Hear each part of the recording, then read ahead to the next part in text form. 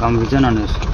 અમારે આ વિજાનાનેસ ગામની અંદર જેસર પાલીતાણા જે રોડ છે એ રોડની અંદરથી જે ગામમાં જવાનો જે નદીમાં રસ્તો છે એ રસ્તામાં વારંવાર ચોમાસા દરમિયાન પાણી ભરાય છે, જંગલી જનાવરો રહે છે। એના માટે ગામમાં આવવા માટે ગામના વડીલો, યુવાનો અને ખાસ તો વિદ્યાર્થીઓને આવવા જવા માટે ખાસ તકલીફ પડે છે। માટે અમારી માંગ છે કે આ જે નદી છે નદીની ઉપર રસ્તો બનાવી આપવામાં આવે, જેથી વિદ્યાર્થીઓને સ્કૂલે જવામાં તકલીફ ન પડે, વિદ્યાર્થીઓનું ભવિષ્ય ન બગડે એ માટે આ રસ્તાની ખાસ અમારે જરૂર છે। ચોમાસામાં કેવો પ્રશ્ન ઊભો થતો હોય છે? ચોમાસામાં અહીંયા પાણી ભરાય છે, વિદ્યાર્થીઓને પાણી વહેતા પાણીમાંથી પસાર થવું પડે છે। કેટલા દિવસ પૂરતું પાણી ભરતું હોય છે? ગયા વર્ષે ઓછામાં ઓછું 7 થી 8 મહિના પૂરતી પાણી અંદર રહ્યું હતું। 8 મહિના વિદ્યાર્થીઓને પાણીમાંથી પસાર થવું પડ્યું। રજૂઆત કોઈ કરેલી છે? રજૂઆત મેં અલગ અલગ કલેક્ટર ઓફિસે, મામલતદાર ઓફિસે, સીએમઓમાં 4 થી 5 રજૂઆતો કરેલી છે। કેટલો સમય છે? રજૂઆત કરી છેલ્લા 10 મહિના થયા। 10 મહિનાની અંદર 5 રજૂઆત કરેલી। શું આપની માંગ છે? બસ ઉપર નદીની ઉપર પાળો બનાવી આપવામાં આવે અને રસ્તો ખુલ્લો કરી આપવામાં।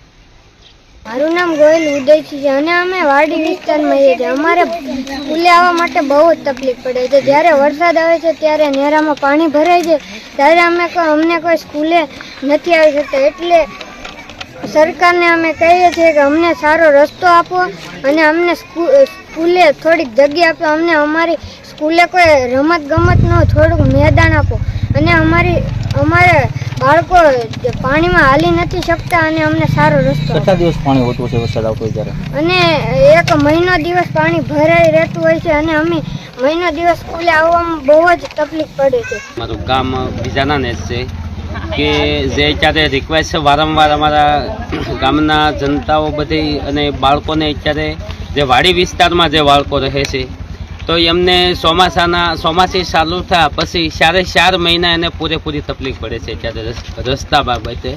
તો સરકારશ્રીને વારંવાર વિનંતી પણ કરી પણ હજી કાંઈ એને એ રસ્તા બાબત હજી કાંઈ પગલું લેવામાં આવ્યું નથી।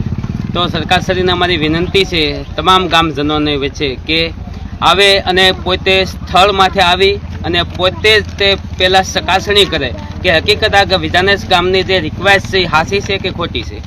તો આ બાળકો જે અત્યારે ભણવા આવે છે, બધાય વાલીઓ પોતે પોતાના બાળકોને નિશાળ સુધી મૂકવા આવી શકતા નથી, કારણ કે મજૂરી વર્ગ છે અત્યારે અને નદીમાં ખાડા અને વરસાદ થયા પછી પાણી સતત ના વહેતું રહે છે।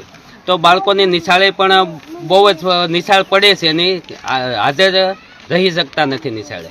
તો બસ સરકારશ્રીને વિનંતી કે જે કાંઈ અમારો જે કાંઈ પ્રશ્ન છે તો જલ્દીથી જલ્દી એ વાતનો નિવેડ લાવે અને અમને સંતોષપૂર્વક રસ્તો કાઢી આપે।